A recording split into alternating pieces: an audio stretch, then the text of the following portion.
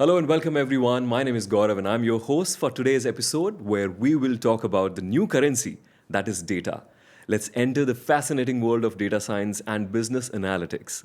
Joining us are two distinguished voices from India's premier management institute, the Indian Institute of Management Calcutta. Professor Uttam Kumar Sarkar and Professor Saibal Chattopadhyay bring a wealth of knowledge and experience to the table. We'll deep dive into the transformative power of data driven decision making, explore common misconceptions, and uncover future trends that are shaping the business landscape. This podcast is organized by Academia Direct. Whether you are a seasoned data scientist, an aspiring analyst, or simply curious about the power of data, this episode promises to offer valuable insights and information. Without further ado, let's get started. So, Professor, could you briefly introduce yourselves and your roles at IIM Calcutta? Thanks, Gaurav. I am a professor in the operations management group of the institute for the last 28 years. Besides my usual role as teaching, training, and research, over the last 15-20 years, I have also been very involved in the academic administration part, served in various administrative capacities, starting from deans of the institute and then the director, now also looking after the institute as the director in charge. Overall, it has been a very, very exciting journey in terms of teaching, in terms of training, in terms of consultancy, and all the students. As you know, IIM Calcutta is a wonderful institute and these are brilliant kids. We feel privileged to teach them. Wonderful, wonderful. Professor Uttam. Thanks, Gaurav. Thank you for touching this beautiful subject. My core subject was computer science. I'm talking about early 80s. I IIT Kharagpur as a computer science student. I did my bachelor's, master's, then started doing my PhD on AI those days, and gradually got fascinated by the prospects of AI in business applications. So gradually moved towards application areas, and after my studies, I spent a brief time in IIT Delhi and worked in a multinational company dealing with design automation. All right. Trying out all these concepts. And then moved to IIM Calcutta, which is my primary identity these days. I'm there for more than 25 years. In between, I spent 4 years teaching in US. And now, for last maybe 20 odd years, I primarily work on areas linked to data, AI, data science, business analytics, and whatever changes every other day. Right. Primarily focusing on the applications. Lovely. And both of us together deliver many such courses and programs on business analytics. Wonderful. So we've been hearing about data. Data is a new oil, is a new currency. So I want to know a little more about it. That why data-driven decisions are actually crucial for businesses today. As I can see, everybody needs data for decision making. Historically, without information, you would never be able to come to a conclusion. But in today's competitive world, everyone has the access to data. Thanks to technology and thanks to access of information cutting across geographic boundaries and etc. How best you use this data is your business. And because of competitive, different businesses use the data, same data in different ways, looking at it differently. That's where the competitive advantage is. A good, intelligent dissection of data will give you big business. A not so good dissection by another company, as you can guess, will not give you that great business. And that's how businesses will flourish, businesses will fail. So every business these days, industry these days are looking at this. This is more after 2008 failure, financial world failure. Right. People started looking at it that, we should really look at the data, not just the experience. And then comes technology, internet, AI, ML, all these new things, exciting things which have come, making this data-driven decision making all the more important for the businesses. Right. Professor Uttam, what are the fundamentals of data science and business analytics? Yeah, I look at it this way. Now, you are talking about decision making. If you look at that, there are two components, primary components. One is perception, one is reality. You take your decision based on your perception of the reality, which is at best incomplete. But reality is now exposed to the entire world, which means every decision that you take, you got to defend it. Because questions may be raised by subordinates, superiors, everybody, because they have access to reality, and it's possible they have better access than you, then where do you stand? Now, to overcome this problem, so we need to figure out how can I do a better job so that nobody can find me in a wrong position. So it's my job to get a clear view of the reality, which means I must know what data is available. I must know how to make best sense of that. I must know by making best sense how can I put that to applications, and I can shut voices if anything is raised which is not justifiable, right? And show off new ideas and add my values. So from that viewpoint, with the major components, one is how to collect data, how to screen data, because data is comes from real world, Right. it's full of inconsistencies Yeah. and contradictions. It's not a mathematical world. Correct. Right. Correct. So how to make sense of that and how to make various models out of it to serve specific purposes. And to do that, we need several things. We need a solid knowledge of mathematics and statistics. We need computer science and computational technologies and softwares. We need deep domain experience. It's banking, we need banking, transportation, we need transportation. Right. All three taken together Right. and package things. So we need all these three fundamental pillars. Right. Computational aspects, then mathematical aspects, then domain expertise, and blend those together in converting perception to reality, keeping things in sync. What a lovely answer. So every company is actually collecting data, but when it comes to implementing that, what are the challenges they face? I'm talking about real life, companies, businesses. What are the challenges they face when it comes to implementation of, the data?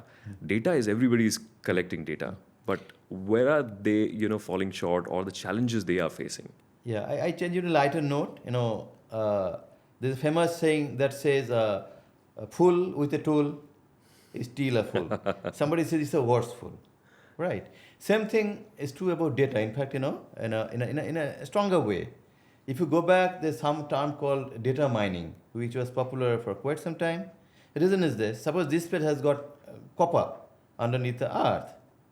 You bring in gold mining equipments and start digging. Right. You won't find any copper. You lose the investment. Which means I need the right tool to look for the right objective. I have used data. Data is potent, can uncover a lot of stuff from my decision making, but am I using the right method, right tool? Otherwise, I won't get anything. My competitor will. That is one of the major problems. That what is this data good for, and what tools of techniques, theories, and practices, principles I apply to extract stuff out of it from applications. You're And right. that is where many people are making huge mistakes, blunders, I would say. Right. Because these days, data is very easy to get. Some are even free of cost. There are many tools, many are freewares, right? By simply few mouse clicks, you can build models, produce something, but only thing we don't know that perhaps it's total garbage, right? True. And ordinary mortals might not even find out its strength and weakness, and somebody might even start using it, Right. and will face the music later. Right. That is what is happening all around. Right. Professor Saibal, if you can tell us a brief about a case study that that illustrates that how data is implementing these days. It's okay. See, when industry looks at data and looks at its possible use for business purposes, the data can be looked at from two different ways. Intrinsically, data is random in nature because it is coming from a real field with so many factors acting together. Exactly how you look at that randomness and filter the impurities and create certain pattern of the data is the basic issue where a role of a good statistician, a role of a good computer scientist, a role of a good data modeler really holds. This is where a good statistician will possibly utilize the statistical tools and the uncertainty based techniques, etc., to really extract the information, the system that is there inside, hidden in the data. A computer scientist will possibly use the huge computing resources or tools that is at his or her disposal and try to make a sense out of it. A mathematician will possibly look for something of integration by some formula, by some formulation. And industry would need all these three to make it for its own business benefit. Right. So only when, like Uttam already mentioned, It's essentially where you have to really join hands together. Standalone statistics itself is very, very useful. I am a statistician by training. I cannot say statistics cannot be used, but only statistics, we have solved many, many problems, but we could not solve many other problems also. Right. Only with computer science, similar situation will arise, because there are many, many computer scientists in every big businesses you have. Right. But is there a combination, a data analytics team, a data intelligence team, which really looks into this data and do a very intelligent analysis, is where the success of a business is there. All these things are for the success of business. That's the way I see it. Right. So do you have any example of any company that actually implemented data, very, very well? Do you have any example of And a every company? company. I mean, you cannot think of a single company which is not using data these days. Uh-huh. Right? Every company is trying to think of a business analytics cell. As I said, after 2008, there is a general shift in the industries saying that now we must also understand this data. Earlier it was experience driven. Some data will help me very good, support my decision making very good, but a CEO will really come with a whole host of experience Right. dealing with the problem and come up with decision making. If the data supports very good, otherwise CEO will still have his way. These days, no. Mm-hmm. In the boardroom, everything that is being discussed has to be backed up by the analytics team. Right. This is where the difference. Right. This is where the shift has taken place. If you talk about, say, specific examples, Yeah. say, take Netflix for an example. If you study its history, a single man's effort, starting with the initial cash of less than $10,000, it's $1 billion company now. Right. The entire growth has been fueled by and only by analytics. Right. But they started with what they call recommender system, and nobody could go any close, and that's how they build this entire empire. If you talk about latest developments, think about Walmart. You have Walmarts everywhere. One of the major problems you'll find in Walmart, being a low-cost store, and it doesn't have high store ambience. Right, too many things cluttered here and there. As a result, often don't find the stuff you're looking for. You look at a pair of jeans. It's there, but it's not there on the rack. Somebody kept it somewhere, and there are not too many helping hands to help you out. It's called stock out in technical terms. Right, the stuff is there. Yeah. There's a prospective buyer, but she doesn't locate it. It's not available apparently. It's there somewhere. Now, how this problem could be solved? Now they resorted to RFID technology, right? And now they look out exactly what is where, which items are being put where it should not be, right? Lying idle in some shopping cart, and they mobilize appropriate work people at appropriate time to reorganize stuff, and things are nicely in place. By the single step, they have overcompensated their investment, and it's showing far less stock out. Okay. Right, it's one of the several examples, and there are plenty of such applications, all based on analytics, data analysis, and some AI put together. Interesting. We're talking about such intense, subject, data, and so much of number crunching, mathematics, and all that. I just want to, digress a little bit to a lighter note that your jobs are so demanding. You have such huge responsibilities as professors. How do you unwind, Professor Saibal? Well, of course, the unwinding first starts with our faculty lounge, where we go, we meet other equally stressed, if not more stressed, other faculty colleagues. And then over a cup of coffee, we actually unwind. That's the first level. Okay. Between two classes, Right. in the morning and afternoon sessions, etc. The second one is essentially, you may not like it, but this is what, when you go into an industry-specific consultancy problem, and you come out of this rigor of classroom teaching for our MBA, that's also something where a real situation, it gives you a different kind of a challenge, right? Right. Exactly how I look at this problem as opposite or as different from a classroom problem. And that is, in my judgment, is an unwinding, because we do many, many such consultancies for the corporate where they look at out-of-box solutions. Right. So that's sort of an unwinding for us. Right. Challenges Third is visiting. through challenges. Like we come here Yeah. and then we are offering this program and coming here once every month. So that's something that keeps us going. That next month we have to go again for 2 days of intense discussion. These discussions, these are, like in IIM Calcutta, I'll tell you, the campus is a very vibrant, very, very vibrant atmosphere. These are brilliant kids who are there. This is the best of the best in the country. They are coming to IIM Calcutta to study. So within such an environment itself is such a vibrant atmosphere, you don't feel bored at all.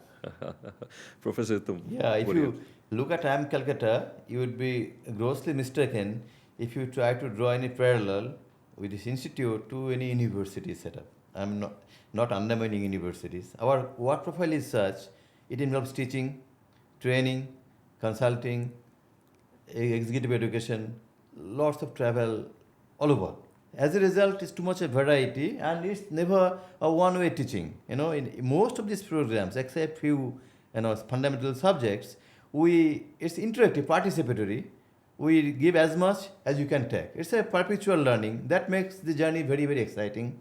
So the part of our profession, we have to travel through the entire Northeast. Even in Manipur in disturbing days, we take AK-47 girls around. All right? The distant place of Assams, talking to below poverty line people, finding their problems. On the other hand, we have to sometimes meet governors, chief ministers here and there, IAS cadres, IPS people, company CEOs, everybody. So very interesting, spectrum of people we meet and problems we talk about. Occasionally solutions we propose and some people appreciate that. For example, both of us were involved in a project in IPL final in Calcutta a few years back. Wow. Our job, the stadium has got 80,000 capacity, but IPL final crowd will be more than 100,000. Yeah. Once the game gets over, late night, right, how do they disperse? There aren't enough traffic, vehicle, boats, nothing. What happened to them? Right. And what can the police do to make their life less miserable? Correct. So we worked on that project. So all those IPL days will be traveling around, talking to people, seeing what they do the survey. That's a wonderful kind of stuff. Right. So as a result, we don't get much time to get bored, to be honest. But that said, we need some personal recreation. I, for example, try to play guitar. Okay. My wife will say that's more of a noise than of music, but I don't see that. And I do some swimming occasionally, and life is quite enjoyable. Thank you. Lovely. Professor, we're talking about executive program in data science and business analytics run by IIM Calcutta, facilitated by Academia Direct. And it happens in Dubai. Face-to-face learning where professors come here and teach students. But regarding this program, what will I miss if suppose I don't do this course? Because there are certain, in fact, there are many courses available online, information available online. If I don't do this course, what will I miss? I would put it this way. You open your eyes and go to any random organization, not any specific sector, and talk to people in the age group 30s, 40s, all right? You will find a very high percentage of them are busy, silently or, surreptitiously writing their CVs, right? Making it up to date. Two reasons. Not that it didn't happen in the past. It's far more intense now. For two reasons. One is they are afraid of losing their job, right? What is the paradox? Company will need a person, but who's going to take up your job? Your competitor somewhere else? Perhaps that guy is still writing his own CV. But both fear is genuine. There's one fear. And second one is prospect. You can see somebody with comparative capability in your judgment is earning 10 times or 5 times what you are and going to places. You're not able to do that. What you can do? Answer to both of these is same. In today's world, there's one extra support you can have, and that's machine learning and AI. Think of an assistant who is there to assist you, a very obedient servant. Anything you can do, he can do for you at a lightning speed. You can take his input, and that makes your life simpler. So in the first case of worry is, you are not doing it, somebody else is doing that. Rest assured, he'll be much better professionally than you are. So you are losing out. Right. That has to be overcome. Second one is now sky is the limit. If you look at any discipline, say, be it computer science statistics, look at the salary figures. Only 2 years back, one of my friends came from US. He was telling me the kind of job that was commanding a salary of, say, $150,000. Now it's over $300,000 over last 5 years.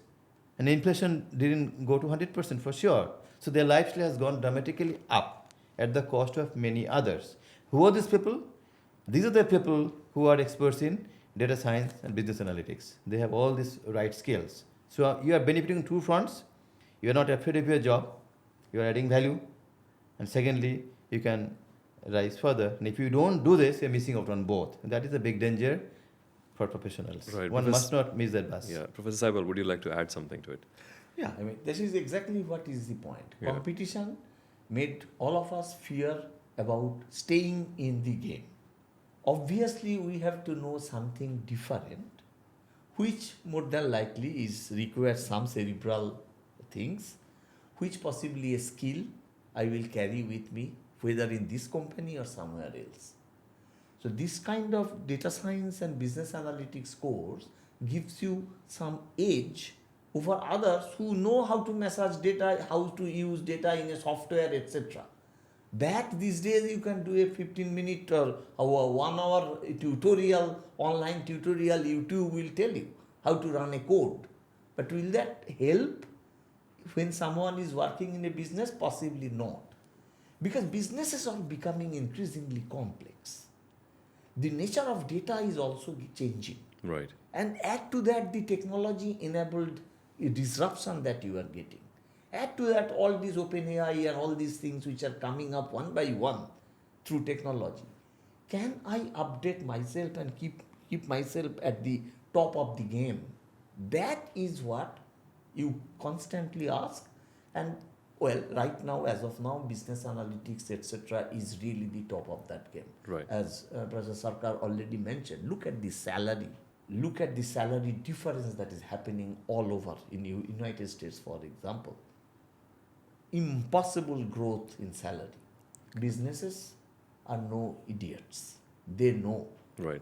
When earlier they could hire a computer scientist in $100,000, now they are hiring in $300,000. That means they are getting their money's worth. Yeah. That's the simple thing. Right. So, one who is good in understanding and explaining data for the benefit of the industry will command a very, very high price. That's exactly what this program is about. Right.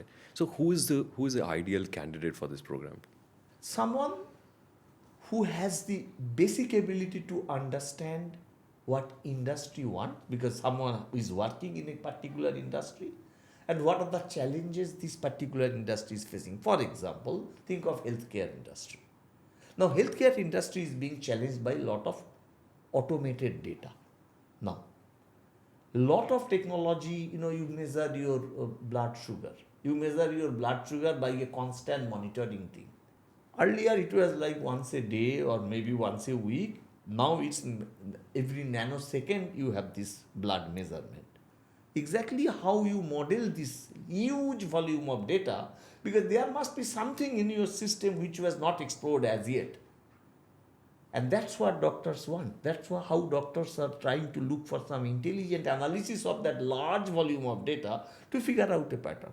There are many of these things which are medical. A doctor can explain it better. But someone has to do the analysis. Right. Professor Uttam, how does this program help participants to make better decisions in everyday life? One is, as I said, to do away with misperception, traditional thinking. I give a couple of examples. If you suppose you're going to take a loan from a bank, right? They will look at your profile, ask a few questions, maybe fill in a questionnaire. On top of that would be what's your salary, maybe in terms of tax return or whatever.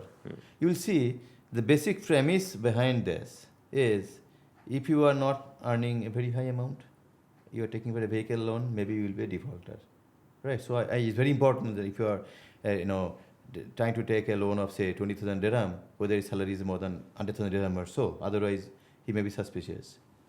But that's a perception. Is there truth in it? Maybe there, may not be there. So what in today's manager I would say, well, is my perception fine? I am not disregarding it. Let me look at the past data in my bank. How many people have been given a loan? What was their salary? How much they took loan?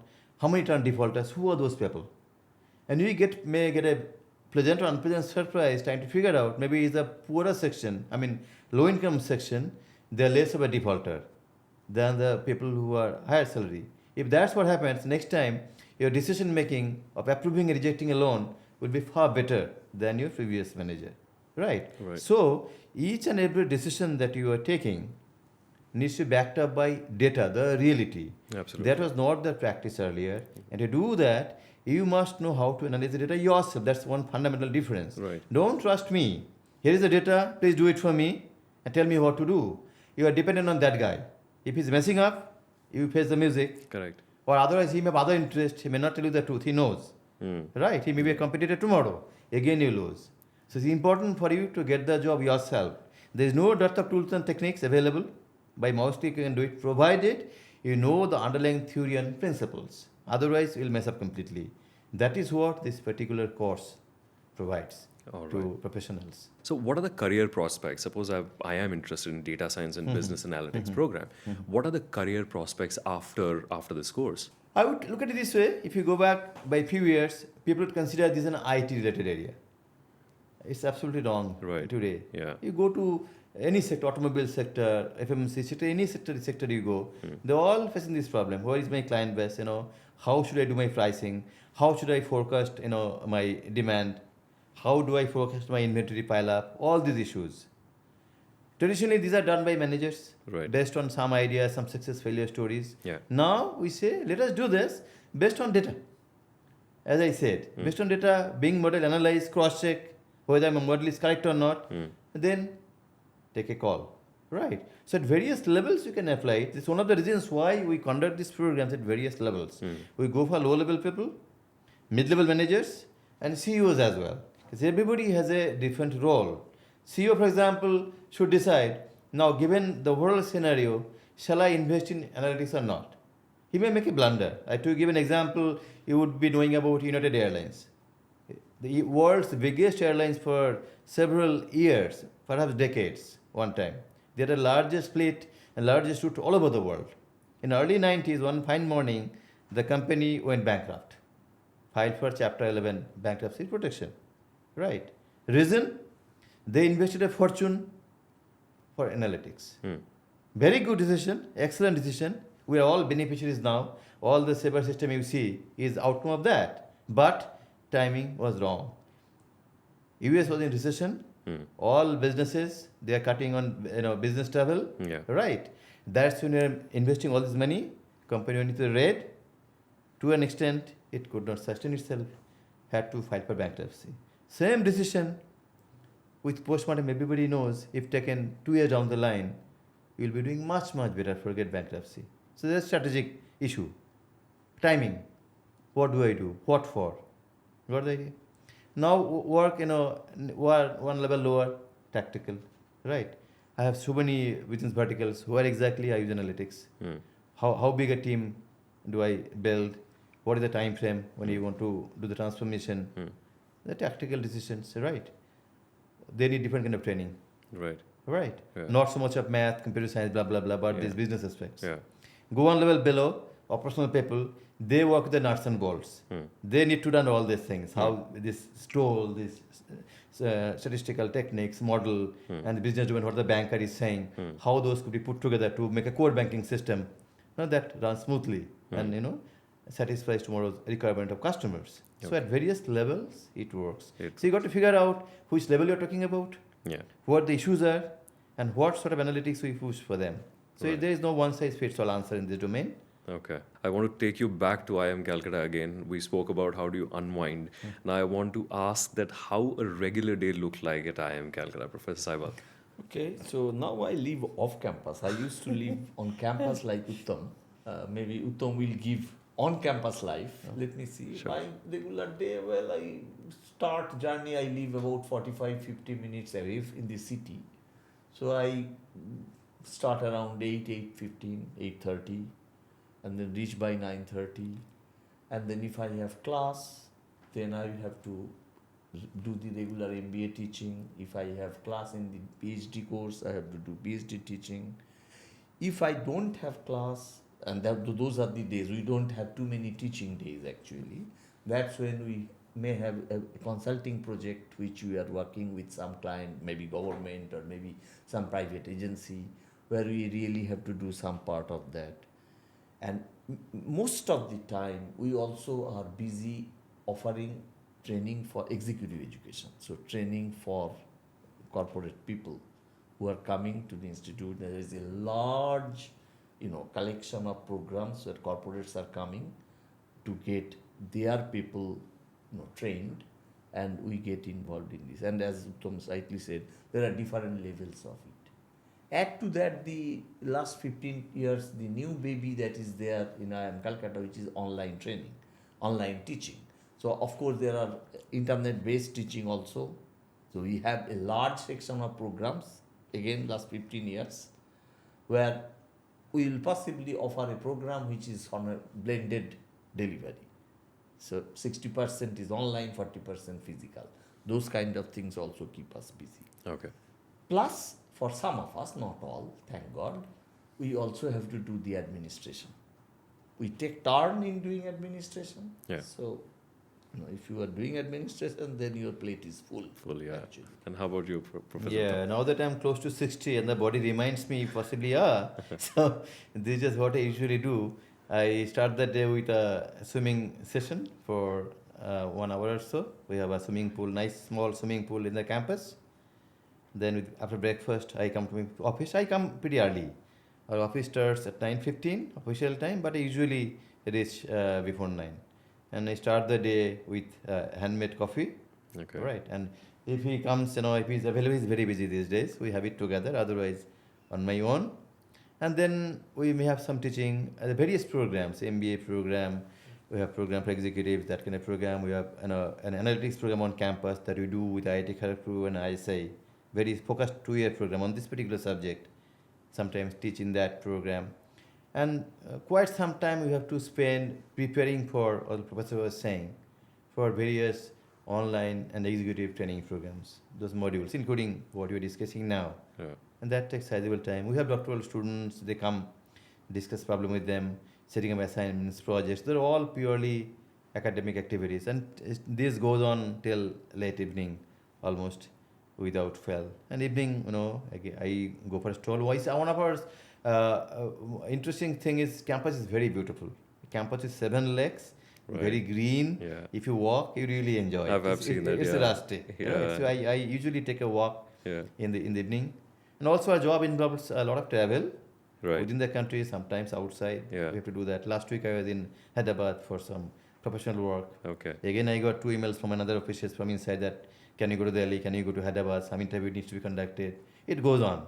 Or Right. student admission, or faculty selection, something or else goes on. That's how life goes on there. But the best part is you can see, there's lots of variety. You rarely get time to get bored. Right. No second day same as the earlier day. That's what I like. You forgot about the guitar part.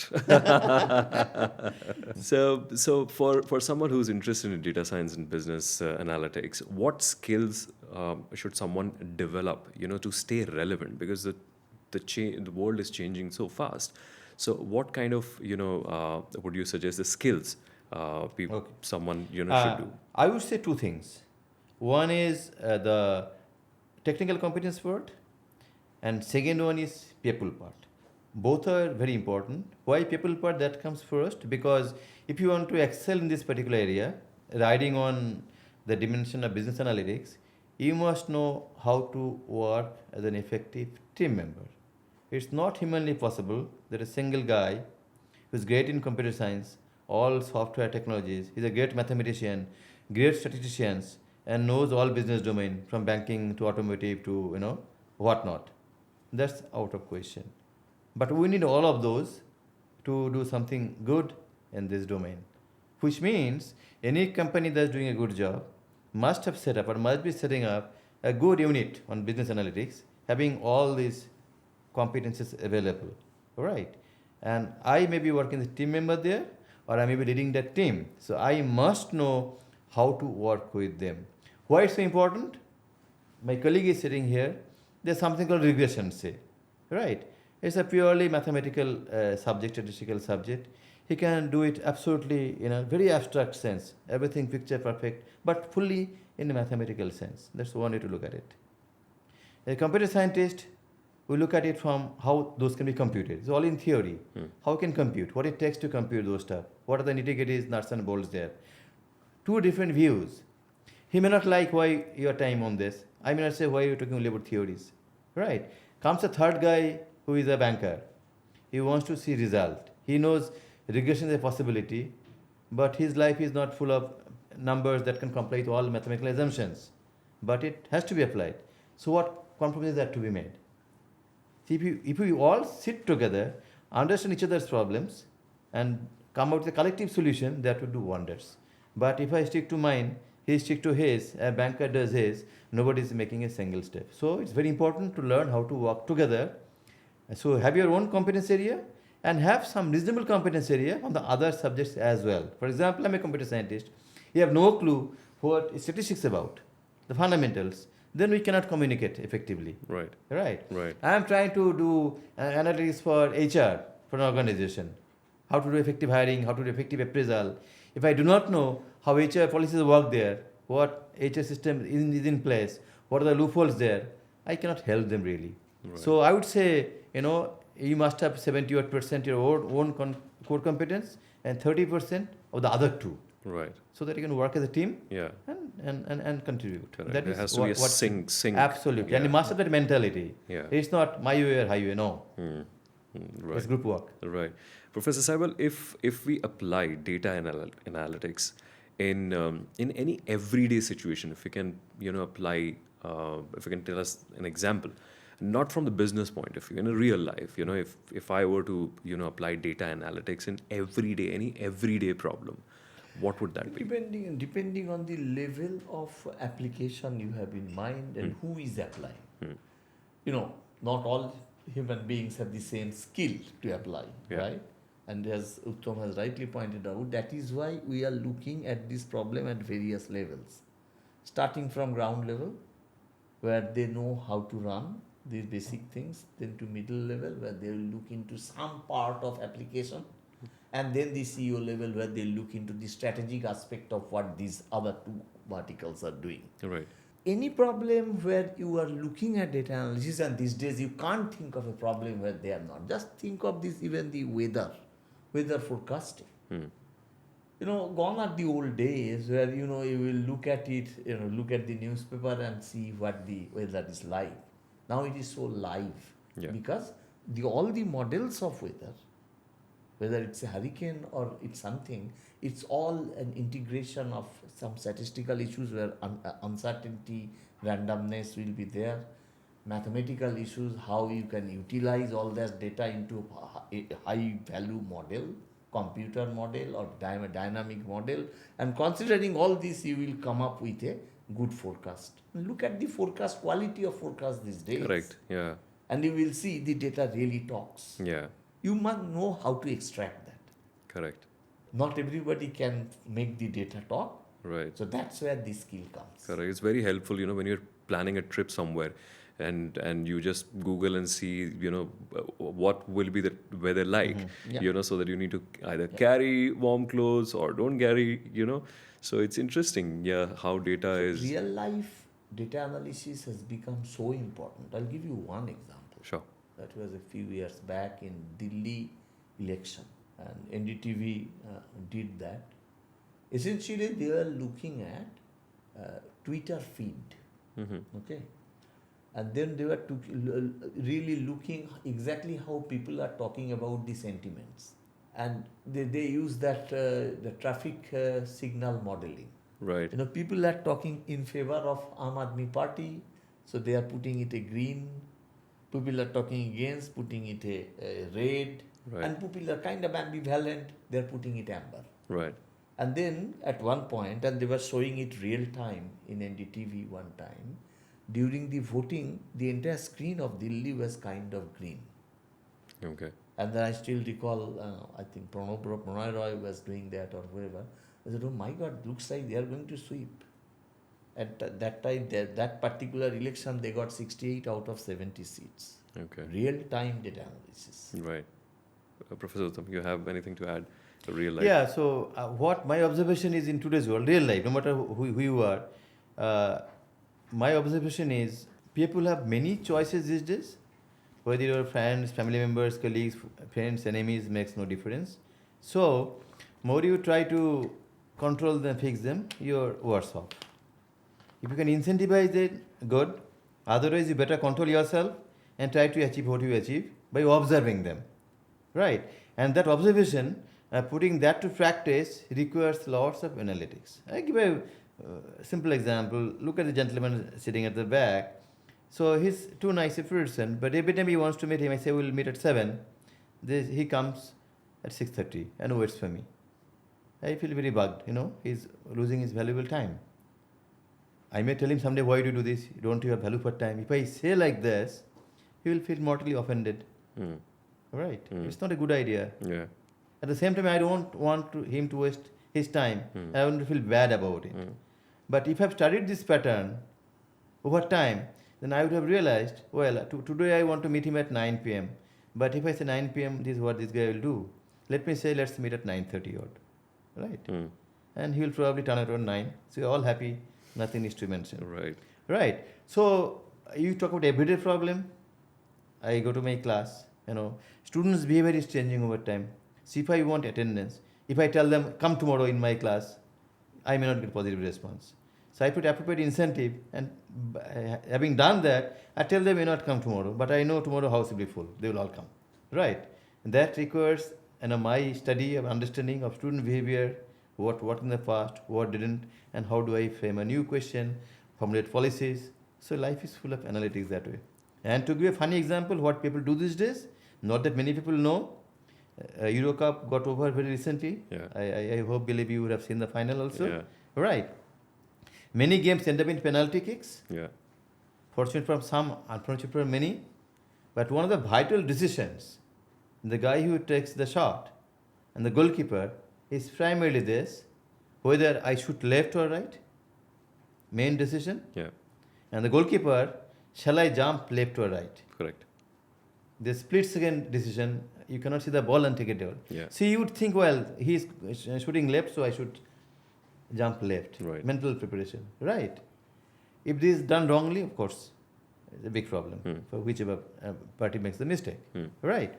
So how this is to be done? You won't believe how much analytics has gone behind this subject. Each and every goalkeeper, what they have done in the past, how many times they drove, dive left and right, and the shooters, left hand or right leg, or how they shoot, adequately studied. And they come with this analysis, look, I am a goalkeeper, you are a shooter, I know 70% time you will shoot right, 30% left.